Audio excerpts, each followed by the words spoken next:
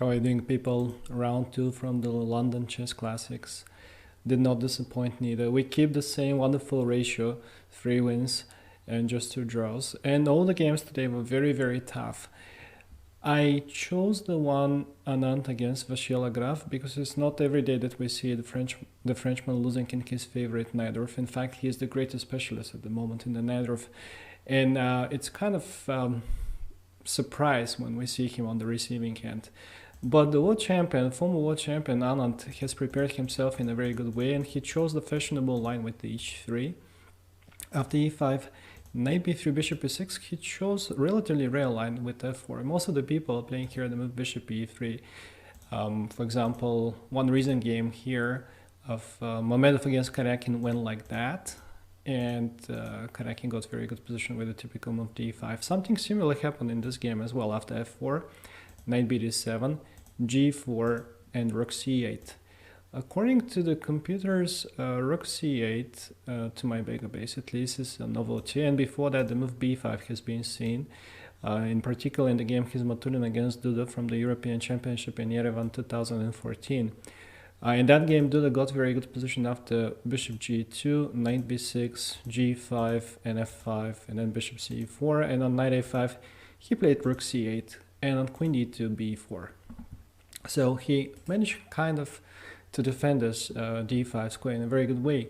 However, I'm not sure what did he prepare in case of f5, because here the line with bishop takes b3, a takes b3, b4, even though it looks very risky for white, because he is first of all losing the pawn on e4, and second of all there is this tremendous check on h4, seemingly devastating for him.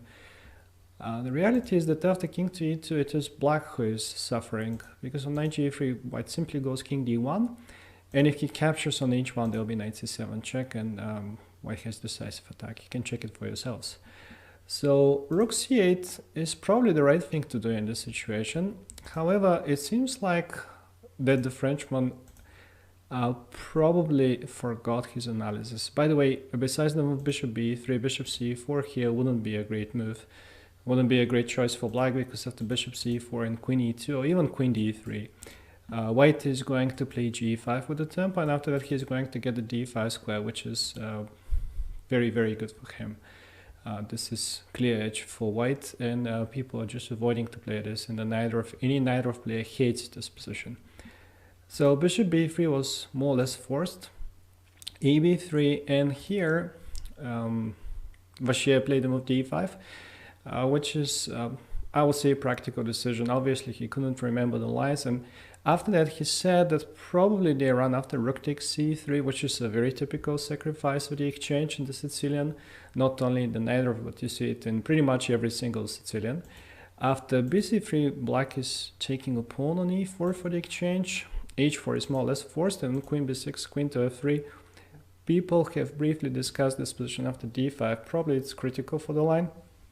And unconfessed after that, he also had it on his computer before that, and I can only assume that his analysis is very, very deep, and by the look, by his expression, I have the feeling that he has something big here in this line, so I would rather try to avoid it if I play him.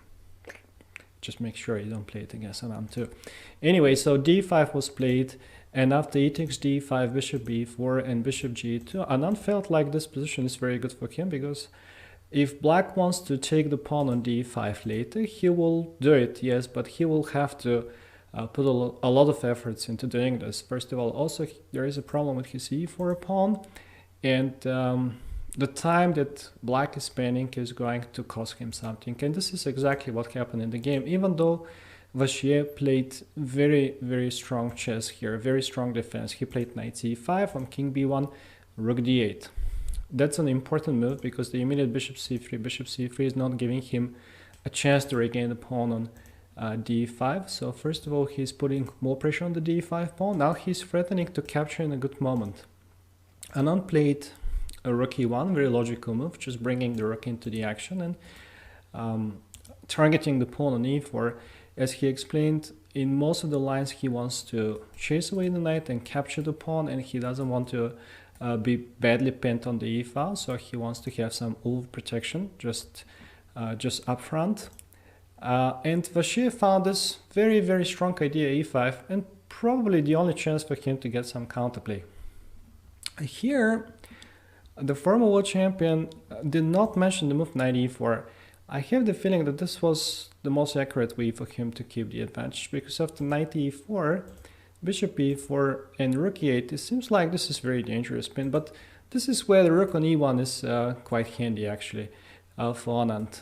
And I couldn't find a way for a black to make use of the pin. Yes, there is a pin, but after bishop d2, rook d2, white is threatening to go knight, rook to e2 whenever he needs to. And it seems like black cannot really take any advantage of this pin. And at the same time, he's 2 pawns down. But anyway, the move that he played, queen f2, also gave him the advantage. Although in a slightly different way. Now Anand mentioned this interesting line with g5, and then after knight takes d5, knight e4, he found this resource, and he was worried about this resource with knight e3. After the capture, black is getting into the opponent's camp with the queen, and he's threatening rook c2 and various checkmates. He's attacking with many pieces. The computer, of course, doesn't really care about that one, and he suggests the move rook c1, and after bishop d2, queen d2, knight b4 to defend with knight c3, and that's obviously a line that Anand also saw. But he said that he was a little bit worried about both a4, intending a3, which is going to completely deprive the white king of any defenders, and this is something that a human being is not so sure about, contrary to the computer. But he was also worried about the move rook d3, to which queen e2 all of a sudden is actually giving white the attack, because black can never really open ear for his king as he is getting checkmated. Nevertheless, with a back rank check, another check, and f6, that's a very sweet mate. Anyway, he played it safe. He played the move bishop f4 instead of that, and then after queen b6 he put the bishop on e5, but Vachier is happy that he got rid of this bishop on d2, and we can see that white did not have the time to play g5, which was far more dangerous move than this one. So Vachier played e4. By the way, I forgot to mention that instead of the move bishop e5, there was also another way of sacrificing the exchange and knight e4, which is perhaps a little bit better than what Anand did, because after rook is taken on e1, there is knight f6, and white is having 2 bishops, and the 2 bishops are controlling the situation definitely in this particular position. And the bishop will come on e5, and the pawn on d6, and I think that black is not going to have time to open the position on the queen side. And even if he does with some e4, after the capture, maybe white can defend himself with b3 and put the bishop on b2, but this is another story. Anyway, the way that Anand chose was on a4 he captured, and after bishop c3, he saw this from far away. I think they both saw it. So rook d5 is pretty much the only move in this situation, because after bishop d4 it is black who is taking over the initiative with the move queen to b4, threatening knight a4, and threatening queen a4, followed by rook e8, and black is taking over the initiative. And most likely white is going to regret this decision to not sacrifice the exchange.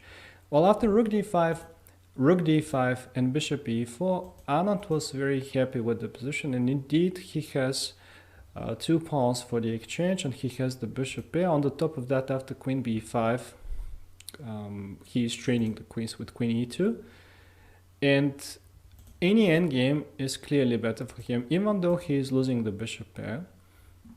This endgame should be better for him. Rook d1, however, is connected with the blunder. Vachier should have taken on e4, and he also mentioned this line in the postmortem, in the very short postmortem, but he definitely didn't like the position, and he mentioned the line with king to a2, and let's say rook c4, rook e7, the rooks are traded, and then king b3. In the endgame, bishop and 2 pawns are clearly better than the rook, and this one is not an exception. In fact, if white manages to put the bishop on d4 and the pawn on c3, this king is going all the way to b6, so he starts pushing the pawns, and even though your engines are going to say 0-0-0. The reality is that this is extremely difficult position to defend, and most likely it's hopeless even. So he tried to bail out, and he tried to escape with some concrete tactical play, rook d1 check and rook e8. And perhaps he thought that in this line after rook c1 he is just taking the pawn, because obviously bishop d3 is not a good idea. This is a much better version for black than the one that we have seen before, as he doesn't have so many connected passers, and he can start grabbing the pawn. In fact, it would be black who is better here. However, what he missed was a very nice and typical idea. On bishop b3, rook c2, there was this little strike with bishop e7, after which the pawn is unleashed. The one on a5, it's going all the way to a8, and we know that the rook pawn cannot be stopped by a knight. And if knight b7, there will be a6. If knight moves a7, if the rook comes to stop the pawn, just capture, and rook e8 will be answered with bishop e5. So not waiting to see all of this, Vachier resigned immediately after bishop e7. So quite a good game by the former world champion. I really like it. There were a couple of other very interesting games. Well, all the games were interesting, but those that were decisive were more interesting than the others. Obviously, Wesley So is now leading with 2-2 after beating Michael Adams. And the other game which was decisive was the second loss of Veselin Topalov to Fabiano Caruana. So see you after round number 3. Take care and enjoy the tournament.